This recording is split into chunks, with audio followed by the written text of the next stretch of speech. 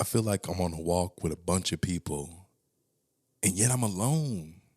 I feel like I'm on a walk with a bunch of people, with a sea of people. I mean, with as many people as I can see, as far as the eye can see, as far as the ocean is. I feel like that's how many people I'm on a walk with, but yet I'm alone. Yeah, I'm trying to figure out, am I the only one experiencing this? Am I the only one experiencing similar situations, or am I the only one experiencing life at this pace, at this rate? Am I the only one on this journey? Even though I see many, many, many, many others, am I the only one actually being affected by the waves, being affected by the wind, being affected by the desert, the hot sun, being affected by the many different little pieces of glass that I see throughout the walk? Am I the only one being affected by people driving by too fast and splashing water on your clothes, or people not acknowledging when the pedestrian should go, or not acknowledging even if you're even on the sidewalk? Like, am I the only one experiencing? Am I the only one experiencing times that make you question your life, make you question if you what's happening, make you question if this is real? It's got to be real though, right? It's got to be real.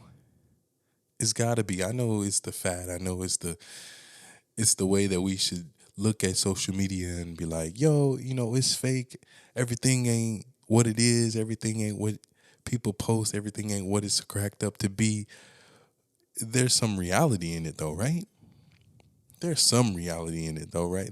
There's some reality in what we are experiencing. Like the stay-at-home mom that has a wealthy husband, and we get to view her life through her stories and her Starbucks runs and her Target runs, and her organizing her closet for the fourth time this week, and her cleaning out her somewhat dirty car. Like there's some truth to that, right? But we don't see the other side though. Is that what we mean when we're like, it's not cracked up? We don't see the other side. Like we see individuals that travel and go on trips and may go to Las Vegas, may go to Turks and Caicos, may go to Bahamas, may go to Hawaii, may go to Taiwan or Australia. They may make those trips. Yes, we saw them. The reality is we saw them make those trips. We saw them go from our hometown to this extravagant, luxurious place. But we didn't see the TSA. We didn't. One of the most stressful things I can do, one of the most stressful things I can do is fly. One of those most stressful things I can do is get to the airport an hour and a half, maybe 2 hours before my flight. And the entire time that I'm in the TSA line, and I know you're like, oh, you should do clear, you should do pre-check, I would have the same feeling. I would experience the same exact thought process. I would experience the same exact awkward moments where I'm in the TSA line and I'm making sure, and I'm rubbing on my wallet to make sure that I have my ID, and to make sure that the spelling on my ID is correct to the spelling on the airplane ticket. And not only that, I'm racking through my brain like, are they gonna let me through with my carry-on? And I've flown like this time and time again.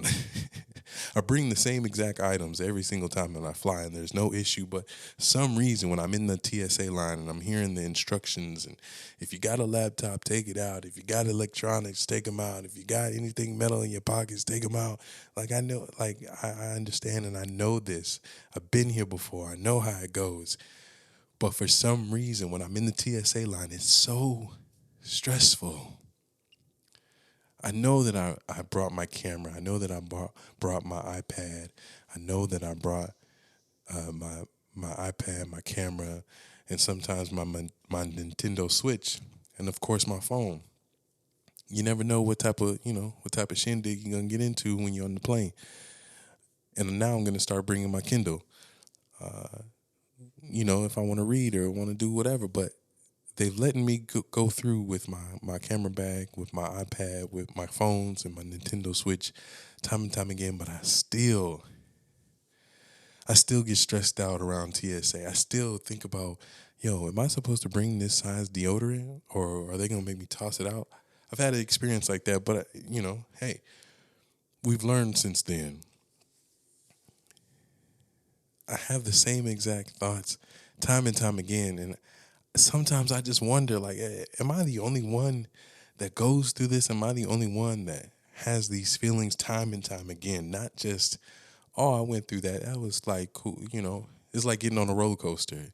And after a couple times you went on the same roller coaster, you know what to expect. You know when it's gonna drop. You know the timing of the drop. You know how far, how long the ride is. Okay, over the course of time, you get used to it, and it doesn't have that same wow factor or that same scary effect anymore. But this does for me. But this does. But this does, and like I said, we see people travel on a daily basis, actually, because it's the internet. So we get to see the people go from the hometown into the extravagant places, into Cabo and so on and so forth. But we don't get to see the other side. And even when we do see on the YouTubes or the blogs or the vlogs or whatever, it goes, you woke up, you brushed your teeth, you grabbed your bag, we saw you close the door, we saw you get into the car, we saw you get out the car, we saw you grab your bag from the TSA line, and then we see you walking through the gate, and then we see you boarding on your seat on the plane. But the little intricacies, the little intricacies that go through all of that, we don't get to see. But I wonder, I still wonder, am I the only one that still is not used to the journey?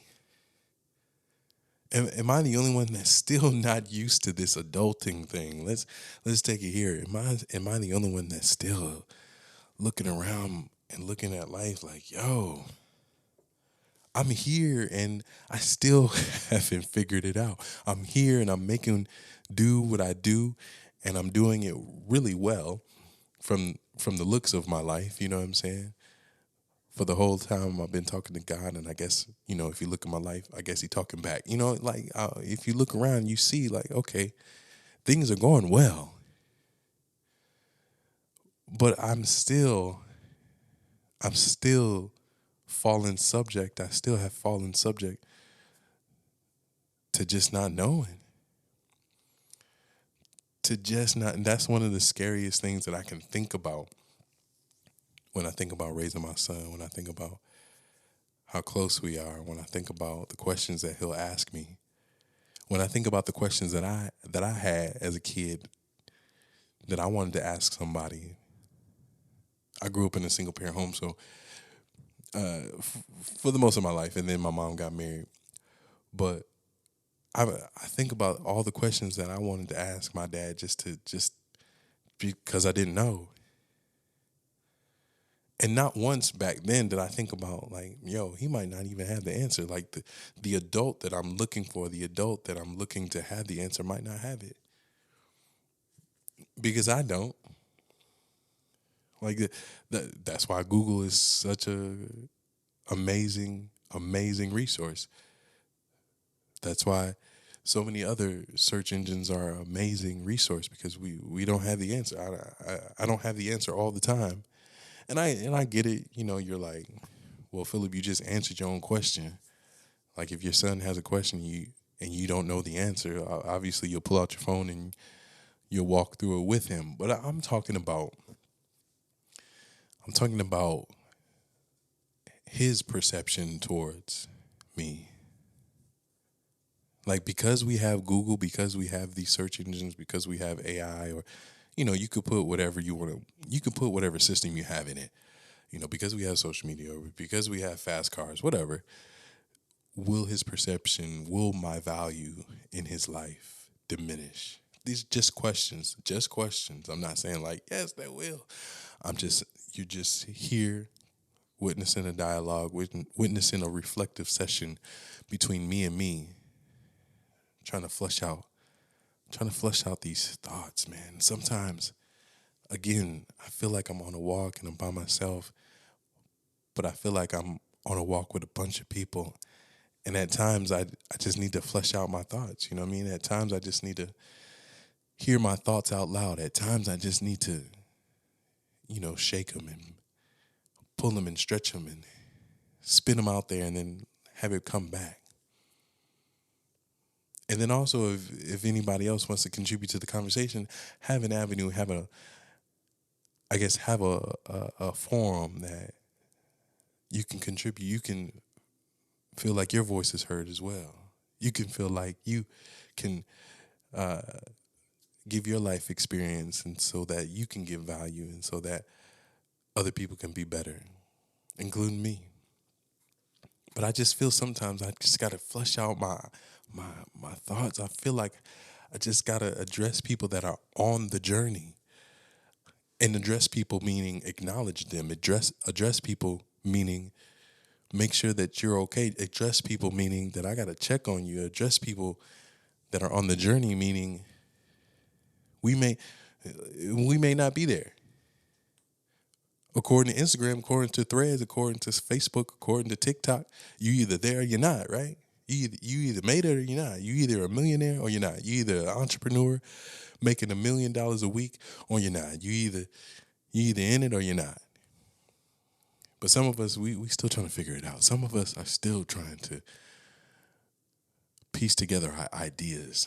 Some of us are trying to still piece together who we are. Some of us are still trying to find our voice. Some of us are still trying to make sure that what we believe is not just what my mom taught, or not just what my dad taught, or not just what my uncles taught, or not just what my big brother thought he was getting into, but it's me. Some of us are still right there in the middle. Some of us are still on the journey. And that's what the Elephant Room is all about. Why do you do this, Philip Conley Jr.? Why do you do the Elephant Room? Why do you podcast on a weekly basis in the Elephant Room? Because this very reason.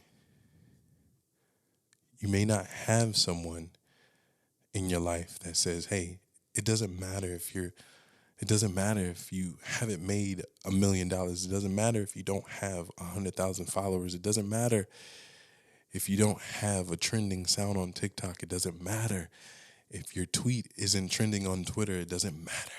It doesn't matter if the blogs and the vlogs are not talking about you, man. You still matter. That thought process you have, that question you may have, it matters. It has value. It matters. It still has value. People that have bad experiences in restaurants, those brands still want to hear about it. People that are angry, people that are labeled bad customers or angry customers, those brands, restaurants, or whatever, corporations, they want to hear from you. Now, you could say, the common sense would say they're a bad customer or they're just not a good fit in the brand. So, we don't really waste our time on that. No. Adidas will email you or Macy's will email you, Nordstrom will email you, the Mall of America will email you. Hey, we heard you had a bad experience. Can you tell us about it? Because it's still a learning process. It's still a learning opportunity there. It's still a learning opportunity there. So even if you feel like you're not in a good place, it's still a learning opportunity there. Philip Conley Jr. is still a learning opportunity there. Even if you feel like you don't have it all together, it's still a learning opportunity there. At least you know where you are. That's a win. At least you are self-aware enough to know, okay, I'm not at the mountaintop, or I'm not at my peak. I'm not at my apex. I'm not there. Does not mean I won't get there, though. Don't play in my face, Philip. Don't play in my face, bro. Don't play in my face, dog. Just because you're not there doesn't mean you're not going to get there. You're going to get there. I had it in my note to say, are you ever going to be satisfied? Are you ever going to get there? Are you ever going to win the race or win the war or win whatever it is you're facing, win whatever it is you're trying to get, win the prize that you're trying to go out for? Of course, of course, of course, of course. Are you ever? Yes. Yes. That's what I needed, ladies and gentlemen. I wrote down the question. Are you ever going to be satisfied? Are you ever going to get it? Are you ever going to achieve it? What is it? Peace.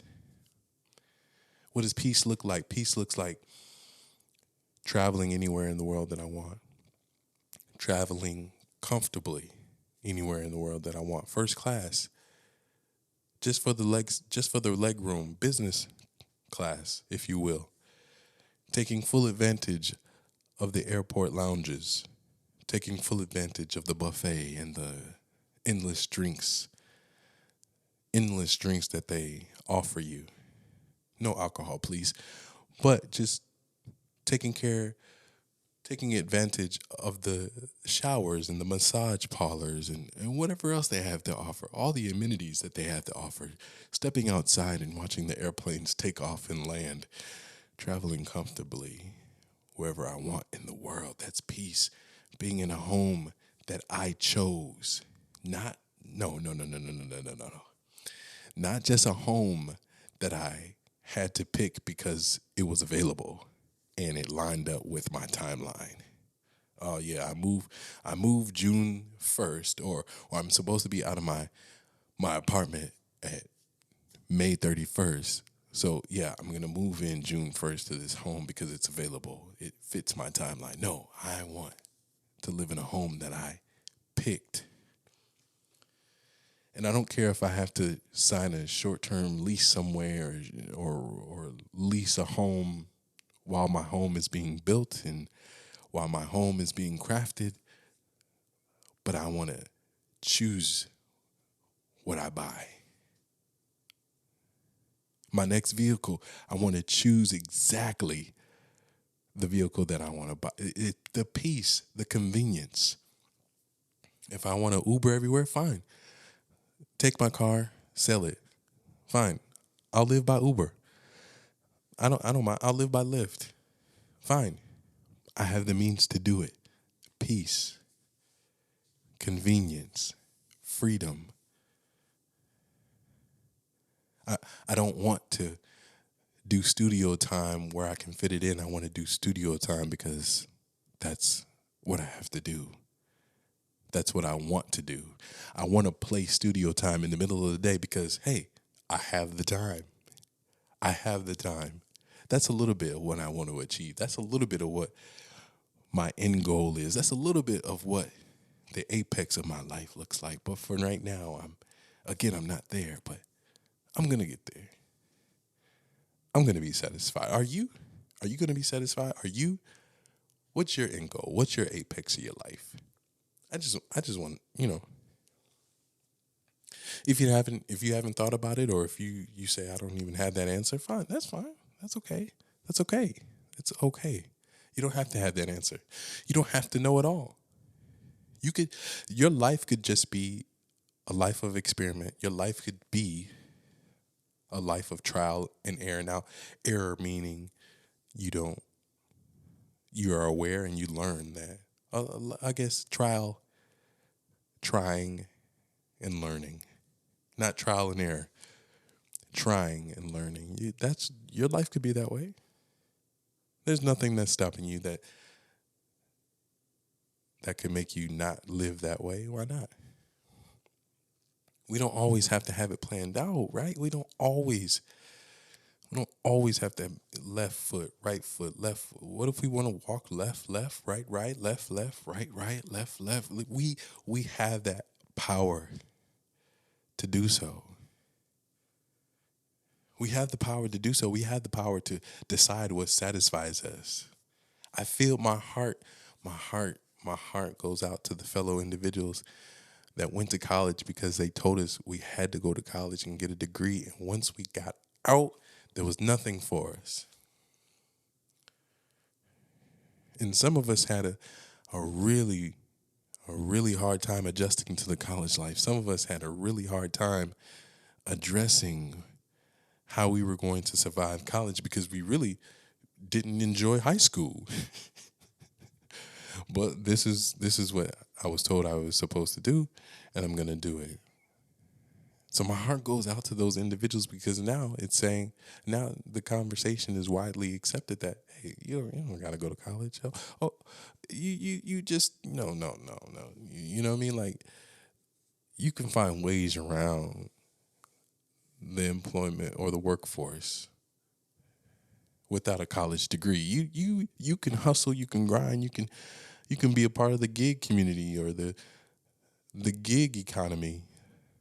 Do your Uber Eats, do your Grubhub, do your Uber, do your Lyft, do your Amazon Flex, deliver packages. You can do so many things without a college degree and have a successful life. It is totally up to you. And some of us had a hard time with that because we wanted to backpack for a year or two. We wanted to backpack across America or across the world or Middle East Asia. We wanted to do that, but we went to college. We went to college, man, and we went to college because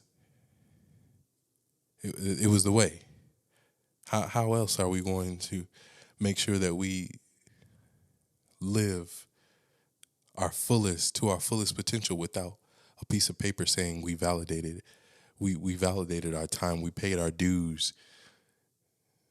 We did the sleepless nights. We did the cramming. We did the conversations and the presentations and the group projects. We did all of that, man. We did all of that. Here's my piece of paper. And yet, so here we are again. Here we are again, faced with similar conversation. Well, if you're 25 and you just graduated college, you should have a good job. You don't have a good job? Okay. Well, you should be in a relationship and you should be thinking about marriage. And then, you should be also thinking about, a family, at least a dog, right? At least own a dog and see how it goes. And then think about getting in, starting a family. But nobody talked about inflation. Nobody talked about the other things that could impact our life. These individuals, these grown-ups that were ahead of our time, these individuals lived through 9/11, right? These individuals lived through a housing crisis. But they didn't say, "Oh, by the way, I know that you're going to college and trying to set yourself up for success. These, inflation might get out of hand. There might be some traumatic experience that happens to the entire world. It may not even be that big to the entire world, but at least to your country. I mean, we lived through 9/11. We went through the housing crisis. Who knows what's going to happen in our future? Who knows what's going to happen in your future? Obviously, we're still here, so who knows what's going to happen in the future? Maybe you should adjust your approach. Maybe you should think about other ways.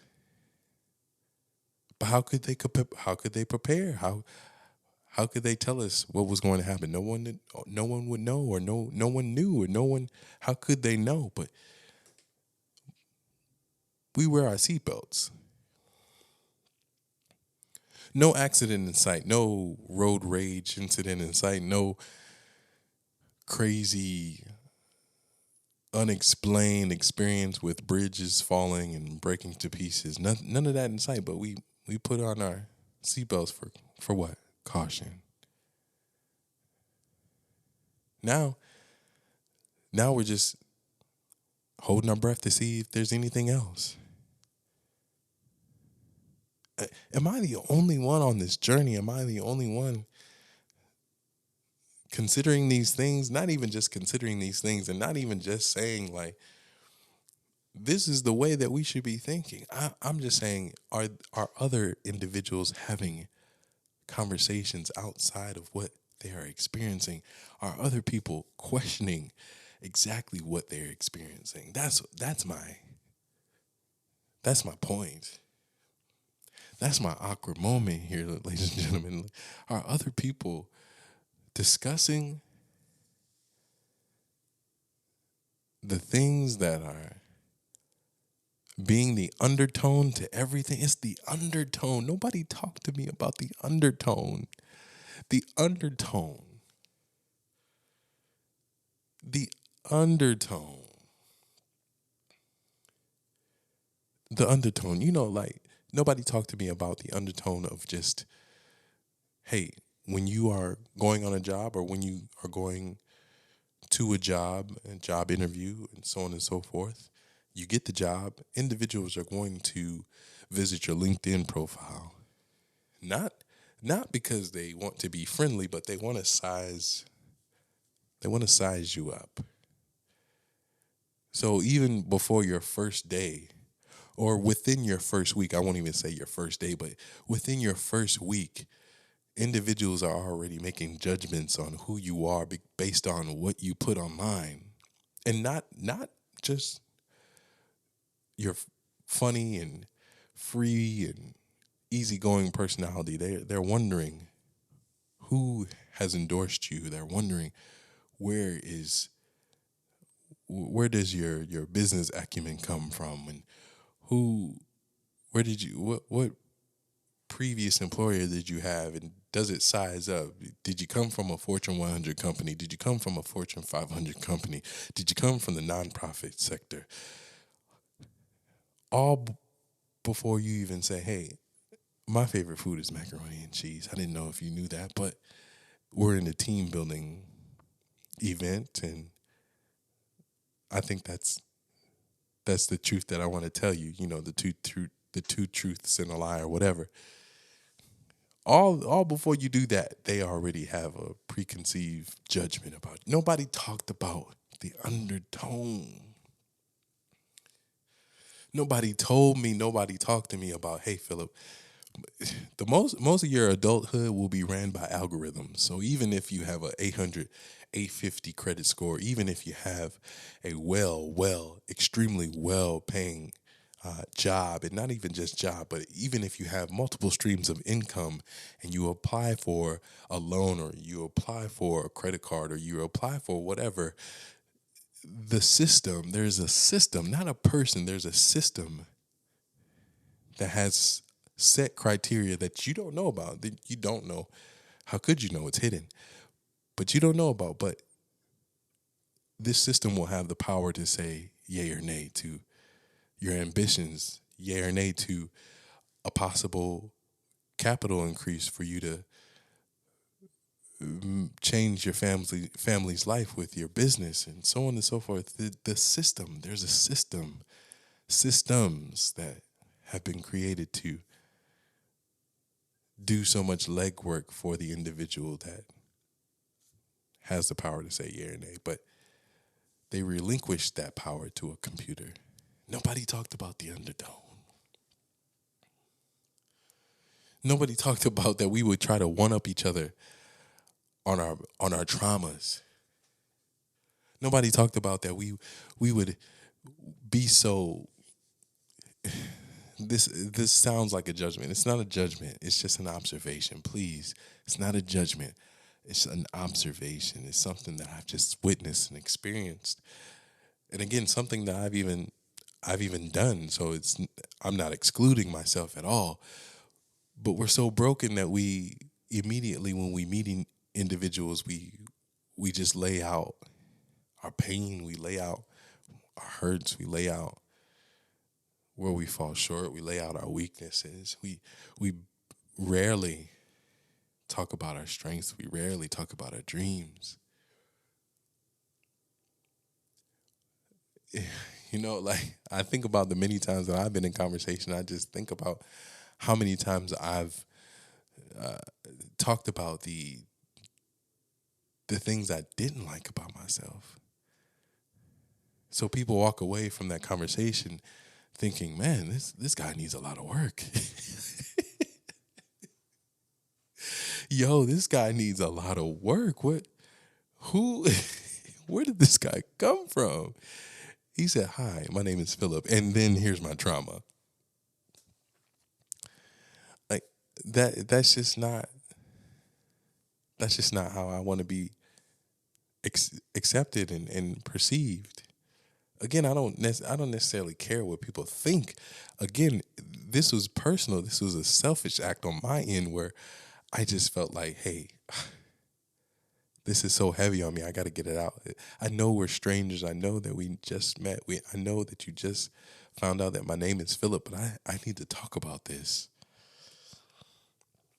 And not just talk about it because I want to hear myself talk, but a silent plea, a silent cry for help. Hey, I know you're a stranger, but I just would think that if I explain this to you, that you would give me something to hold on. I'm so desperate. I'm so desperate to find the answer that I'm looking to a stranger, and you just get hit with the side eye. Like, oh, nobody taught this guy proper etiquette when he meets strangers. No, not at all. No, not at all. I mean, I can admit that. I'm, you know, I knew I'm still taking the approach of the kid. Like, hey, my name is Philip. You want to be my friend? And if you say yes, I want to be your friend, then there's a lot that comes with that. Nobody talked to me about the steps that you should take with understanding and learning friendships, understanding and learning people, understanding and learning other individuals and their style of living. And they may be high maintenance, they may be low maintenance. Nobody taught me that. So I apologize for trauma dumping on you. Excuse me. Nobody told me that you should be a boss, Philip. But hey, with being a boss, please know that it's going to cost. It's not just going to cost your emotions. It's not just going to cost your energy. It's not just going to cost your sleep. It's not just going to cost your mental capacity. It's not going to just cost that. It's not, but it's going to cost your pockets. It's going to cost you money. It's going to cost you when you have an idea and you have a bright enough idea to research and to figure it out and price check and so on and so forth. You got to have the money to buy the things that you're looking up.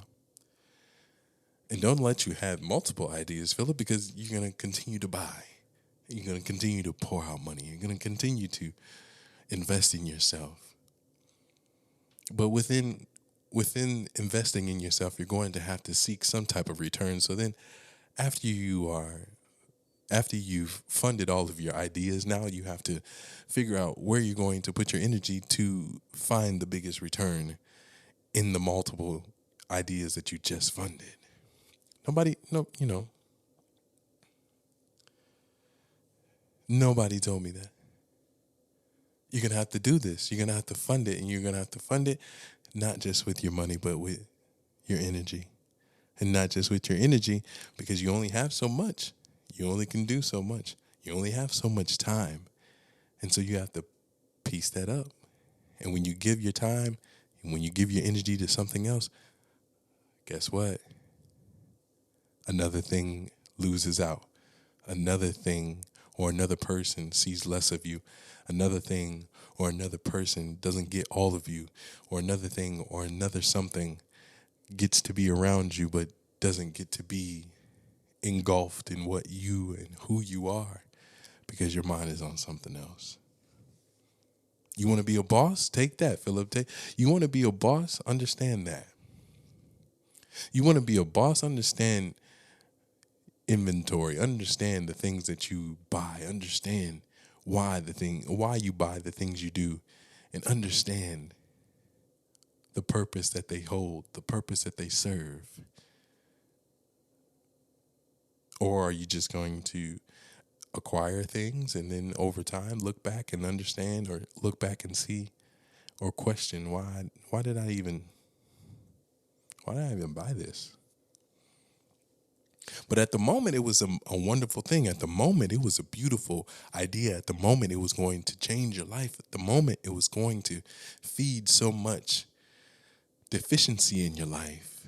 And you had to do it. You had to have it, because you weren't able to explore your ideas as a child. You weren't able to figure it out as a kid. You weren't able to have a bouncing or a launching pad at your people's house. No, you had to wait till you was older, and now you're older, and you carry the load of debt, and not just monetary debt, but emotional debt, social debt. Was it worth it? Yes, it was worth it. Yes. Don't play me, Philip. Philip, don't play in my face, bruh. Come on. Don't play in my face. You asking these questions like you do not know the answer. You're asking these questions like you are stumped. You're asking these questions like you're dumbfounded. No, I'm not. No, I know the answer. It was all worth it. And I do it 10 times over, and I do it again and again and again and again and again. Am I the only one? Am I the only one on this journey? Are there any bosses out there? Are there any entrepreneurs? Whatever you want to label yourself as. Are there any creatives, artists out there doing it alone, out there doing it by yourself, out there doing it because you believe in you? You don't mind the support. You don't mind the cheers. You don't mind the individuals clapping for you. You don't mind the individuals acknowledging your work. You don't mind that. No, you don't mind that. But something deep down inside says, hey, if all this went away, I'm doing this for me.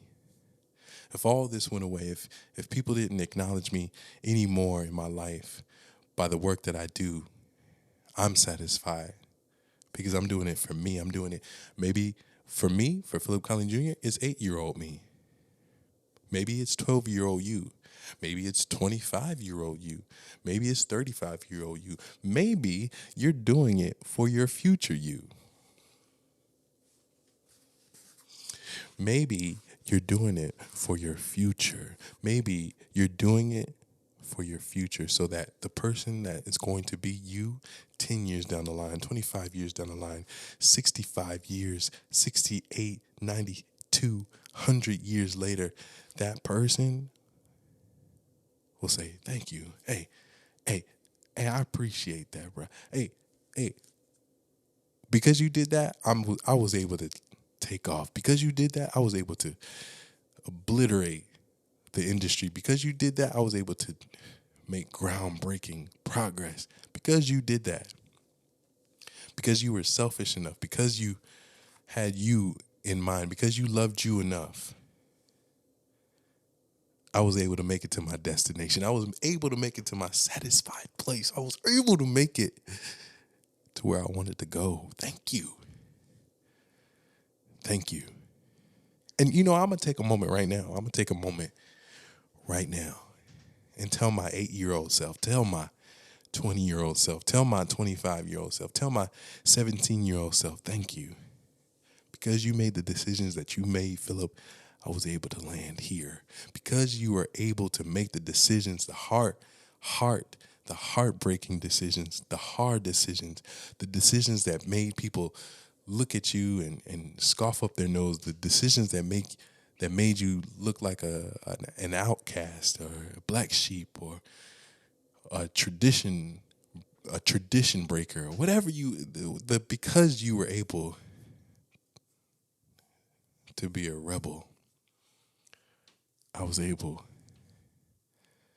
able to fund my ideas 25 times over. I'm able to look up with a smile and have a camera in my hand that costs well over $5,000. I'm able to have multiple gadgets in my office, and they all serve a purpose, and they all help me produce positive content and put out in the world and to create community with individuals just like you, just like me.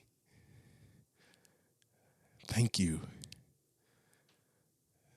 Thank you. Sometimes I just had to acknowledge the journey. I just had to acknowledge the individual that I was. I just had to acknowledge the individual that I had to be. I just had to acknowledge the individual that made me me. Just a little bit. Hey, just a little. I know we were saying this thing is hitting me tough. I know we were just talking about like, yo, you you're on a journey, you're by yourself or whatever, but sometimes you had to do what you had to do. I know we were just saying like, yo, I'm trying to change, or we're used to saying I want to change, or I don't necessarily like who I am, or I don't know who I am, and so on and so forth. But understand, for me, I acknowledge who I was, and I'm proud to be that. I acknowledge who I was. I acknowledge the decisions that I made, and I'm proud to make them. And I was proud, and I am proud to make them because they got me here. They got me here, and if that person back then would find out that we would land here, he would be satisfied. If 8-year-old Philip understood that I was going to be here right now in 2023, he would be satisfied. He would be satisfied. He would cry. He would be so excited. He would be so shook, so shocked that he made it, so shocked that he got out of it, so shocked that he was able to conquer each and every person that tried to get in his way, each and every person that tried to hold him back, each and every person that tried to make him feel guilty for making decisions for himself.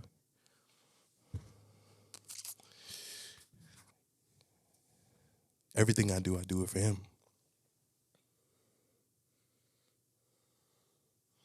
Everything I do it for him. That's why I can look at the countless ideas that I've had or have and get excited still. Because it ain't over because I'm still breathing. It ain't over because I'm still here. It ain't over because I'm still making it. It ain't over because I still got time to go. It ain't over because I still got 100 more years to live and 100 more years of impact to make. It ain't over. Just for that little boy. I do it for that little boy. I do it for 8-year-old Philip. I do it for him. Many people say, Philip, you're a fantastic father. Philip, you are the most amazing father that I know to your kids. Hey, my kids get to benefit who I am because I want to give them something I never had. My kids get to benefit. My kids' life get to be totally different from how I grew up and from what I experienced and from the things that I saw on a daily basis, from the places that I never seen to the places that I always see. They get to benefit from all of that because I want to give them something I never had.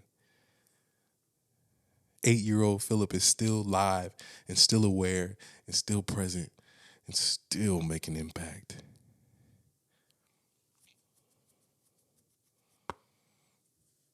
What about you? What about you? Is your old self still alive, still present, still making it happen? Maybe they called you rough around the edges. Maybe they discarded you because you didn't speak the language that they spoke or didn't fit in where they wanted you to fit in.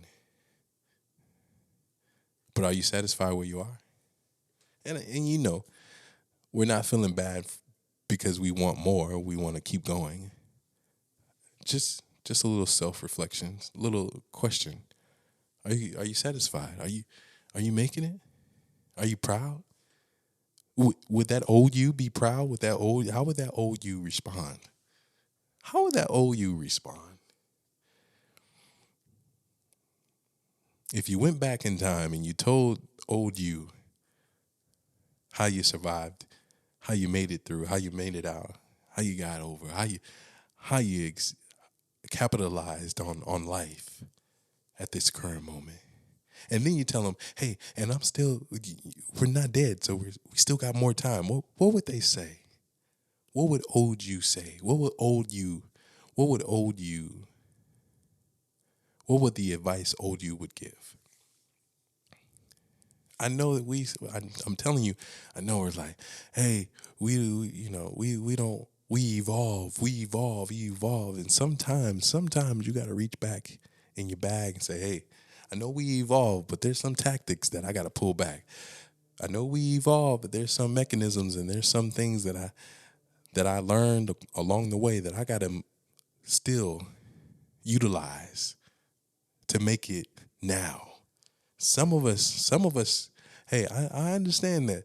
I don't have to be so angry. I'm not, I don't have to lean into that emotion so much. But there are times where I have to be aware of the warning my anger gives.